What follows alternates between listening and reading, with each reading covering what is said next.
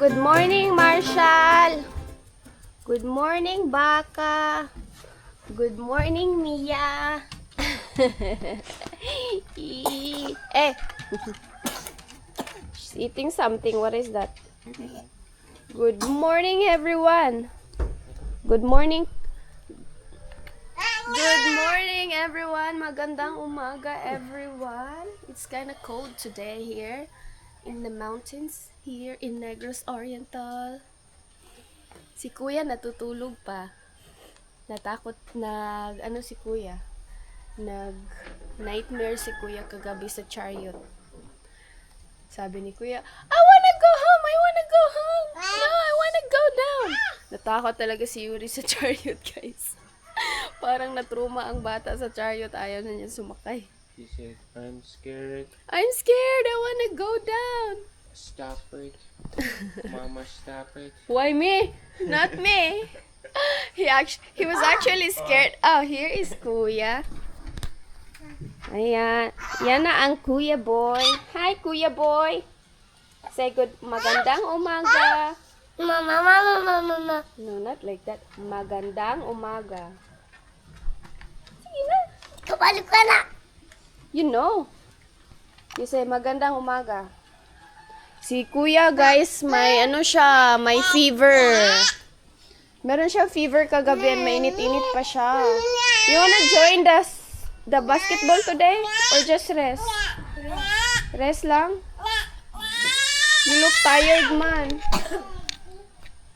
Ngayong araw sana ay may start ng sports weeks nila Yuri sa start ng sports week nila Yuri sa school kasi may sports event sila. Mama. No, today will start.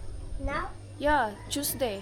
Yesterday, wala silang pasok sa Monday kasi preparation ng sports week nila. And then today, sana mag-start ang sports week, first day of their sports week. Pero si Yuri may lagnat siya. Siguro kakaligo niya to sa swimming pool kasi dyan sa pool niya, sa inflatable pool niya, lagi siya maliligo kahit mainit. Sabi ko nga sa kanya, huwag kang maligo pag sobrang init. Pero ayaw makinig ng bata. Hindi na talaga siya lumalabas sa kanya swimming pool. So, ayan, medyo mainit siya kagabi. Siguro dala na din ang trauma niya sa chariot. Na-trauma talaga siya sa chariot kahapon kasi natakot talaga siya. Lalo na nung makita niya yung papa niya na bumangga dun sa sasakyan. At saka nung pumunta kami hindi lang siguro siya komportable na sumakay sa chariot kasi parang sobrang bumpy. Na sanay siguro siya sa motor namin or sa sasakyan lang. Yes! She's scared. And it's right, she's scared.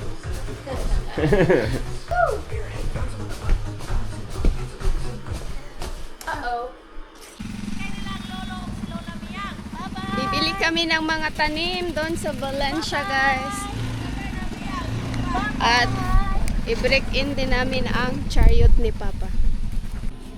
Bili kami ng tanim while nandito pa sila Papa, may chariot pa na pagkakargahan yung gate namin.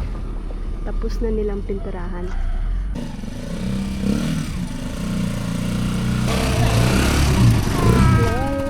Nge-touch Len. Bye-bye, Bigel. Bye. Bye-bye. Bye, Kuya. Ihara mo. Bye-bye, Bishop. Bye-bye. Bye. Ulit na.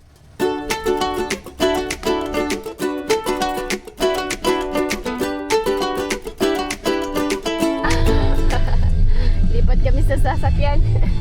Sobrang yug-yug doon. Okay.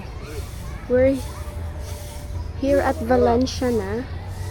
Pipili kami ng mga bibilhin. Daming tanim dito.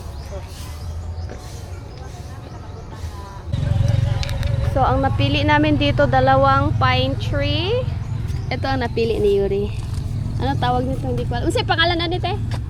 Santos Timon. Santos Timon? Mangkuno yung scientific Mangkuno. Mangkuno. And ito, sampagita. Wow, we have sampagita now. National flower of the Philippines. I hope it's gonna grow in our lot. Ala!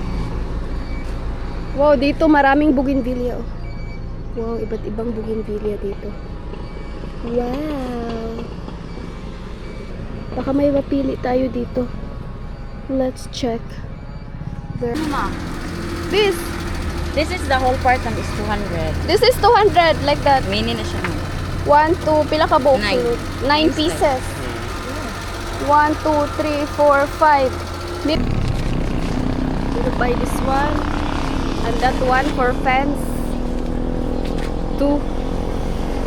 Isa ni siya mo ni garlic buy na? Oh, ang tagas ma'am, 150. Ang gagmay, 100. Bibili din ako ng mga garlic vines. Garlic vine for our fence. Okay, let's go home. Ang dami na namin nabili. Bumili kami ng frog grass. Ang dami. Ito pa. Dito pa. Mga Indian pine tree. Pila ka Mangga. Indian mango. Plus bougainvillea. We just arrived home. Sila mama nandun pas nahuli. Tingnan nyo dito sa aming area. Wala na yung kawayan na fence namin dito. Banda pinakuha ko. Kay ikot. Ito dito sa front. Pinatira ko muna. Hindi ko muna pinakuha yan dyan sa front. Para may privacy kami kaunti sa neighbors. Kasi wala pang masyadong tanim dito. Kukunin na lang siya pag lumaki-laki na yung mga tanim. Pero dito, look! It's so free! It's so big na here! Our area is more big. Nakuha na yung fence dito. Ayan. Mas malaki na. So, gusto ko taniman dito ng pine. Yung mga Indian pine na nabili ko. Bumili ako ng Indian pine tree. Dito ko itanim para hindi masyadong kita yung bahay namin pag may dumadaan dyan banda.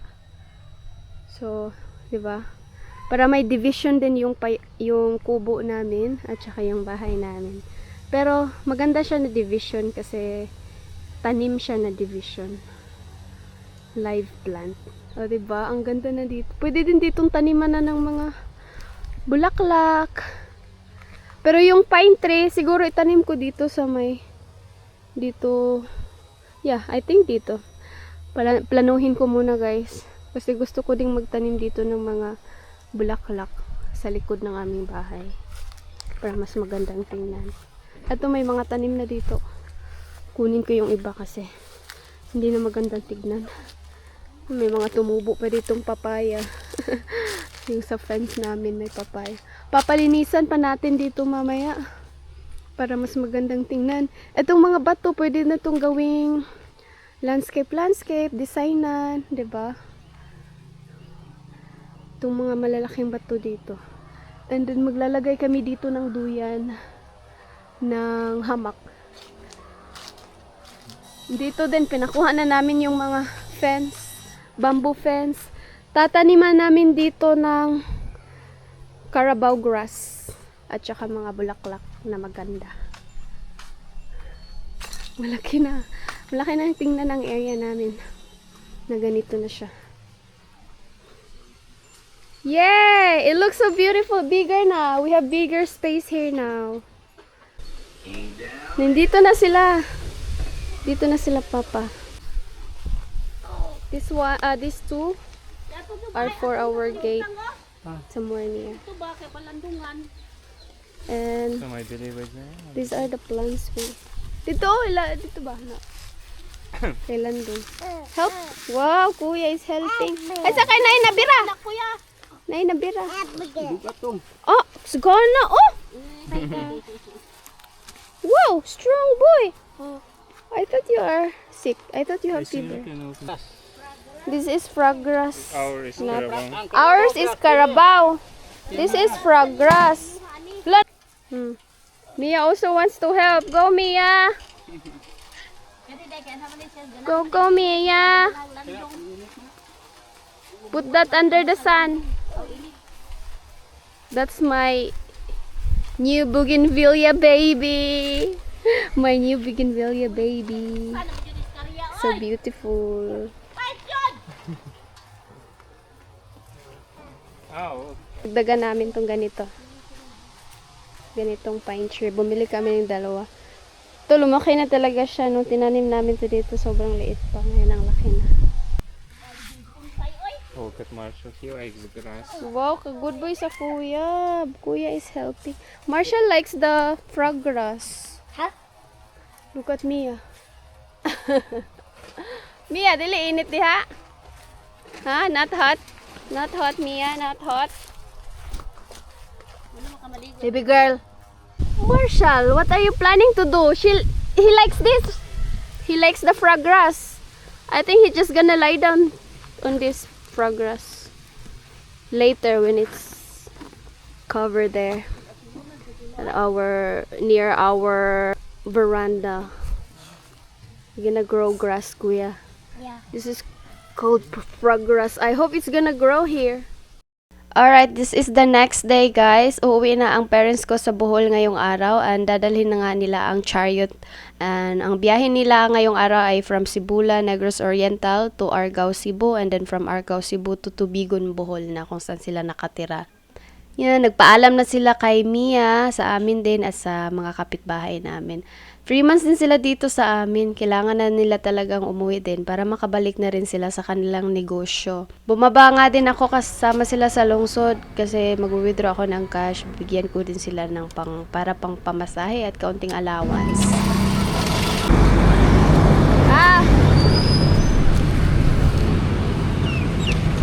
Bye-bye! Asa papa? Bye-bye!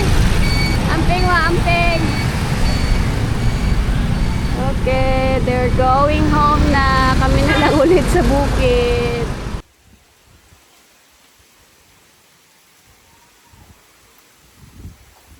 Fast forward, today is another day and kami na lang dito sa bahay ulit. Nagkasundo nga kami ni Dimitri na maligo kami ngayong araw sa hot spring.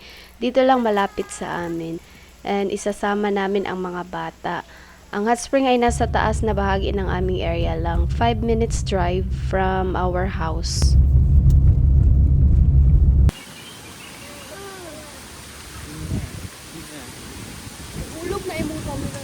First time namin isama si Baby Mia sa hot spring.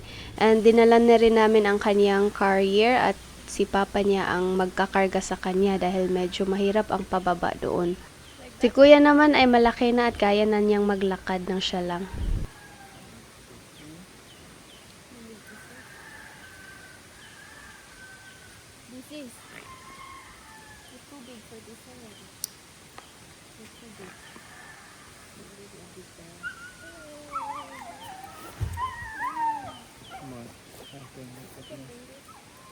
Let's go.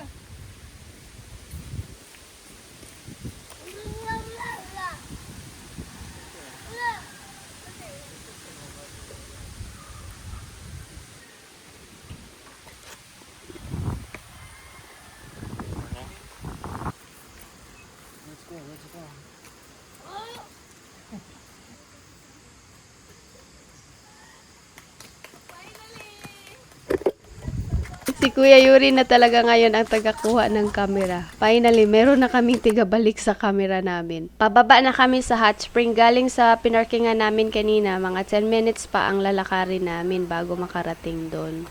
Ang bilis ng panahon kasi dati kami pa dalawa ni Dimitri ang pumupunta dito. Hanggang sa naging 3 kami, ngayon ay 4 na kami. Si Baby Mia na ang karga-karga. Dati si Kuya Yuri pa. Baka in the future, mga apo na namin kasama namin dito. Yan, nakarating na kami dito sa hot spring, guys. At yung maliit na kuweba na yan na nag-steam, yan ang isa sa pinanggagalingan ng mainit na tubig. And super init niya. Nakakapaso talaga. Kaya, kailangan mag-ingat, lalo na may mga bata.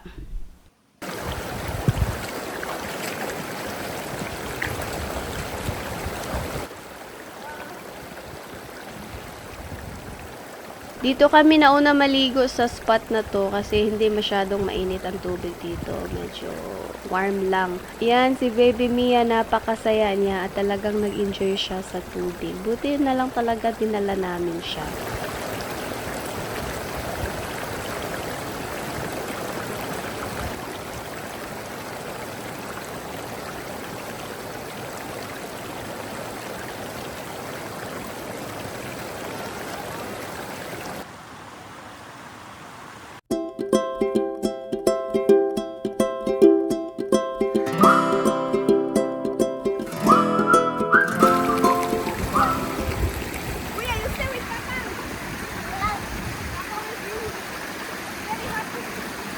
Here, you're welcome. Lumipat naman kami dito sa mas mainit na part. Ang sarap sa pakiramdam ng mainit na tubig. Maganda to sa nananakit kong likod.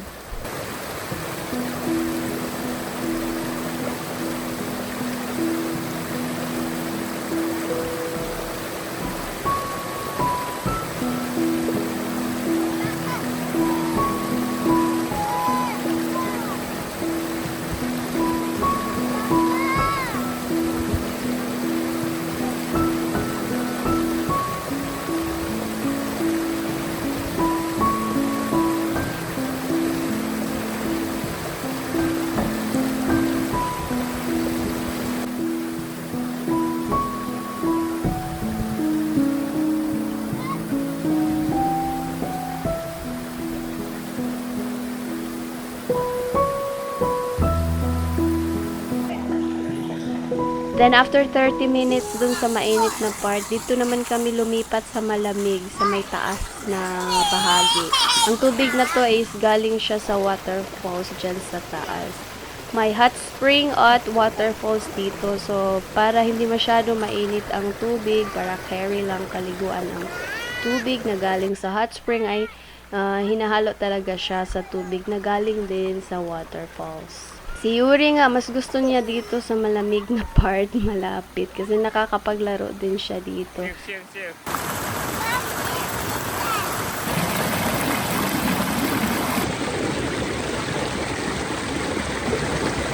Isa video.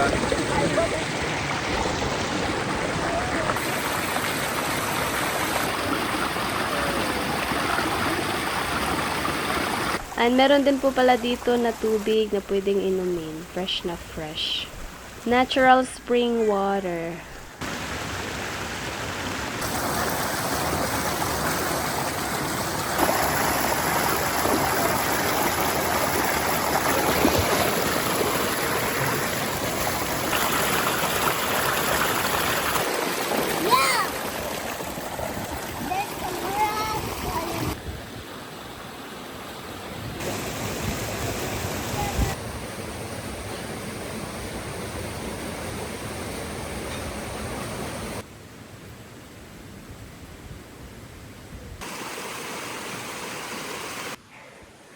You can do it, Kuya. Now we're going back home. And it's more challenging to go back to the top from down. But it's a good cardio exercise for all of us. Except for the baby girl, of course. She's the luckiest one here. Kuya, you can do it. We're almost there. Yeah, just rest for a while. Enjoy the fresh air, Kuya. Take a deep breathe.